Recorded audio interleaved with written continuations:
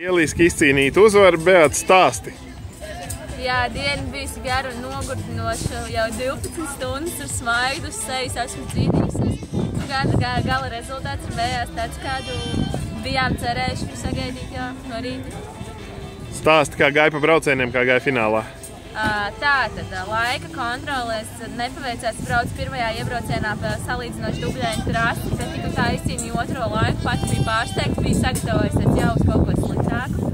Pirmā kvalifikācija pirmā vieta, otrā kvalifikācija otrā vieta, tā kā nebija nemaz tik viegli tā uzvar. Trešā kvalifikācija pirmā vieta, jo ļoti labs starts bija, izdevās, un finālos, jā, starts bija labs, un tur arī tas viss droši vien izšķirās, jo apdzīt ir ļoti grūti, un bija maksimāli jāsakoncentrējas uz to vienu momentiņu, lai izrādtos startā.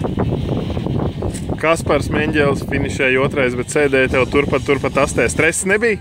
Stress nebija. Galvenais, ko es pie sevis domāju, ir braukt vēsu prati un nekļūdīties. Labāk varbūt mazliet mierīgāk, bet domāt ar galvu nekā ļauties emocijām, bet nervus viņš man kutināja pamatīgi. Kad redzēsim to nākamreiz?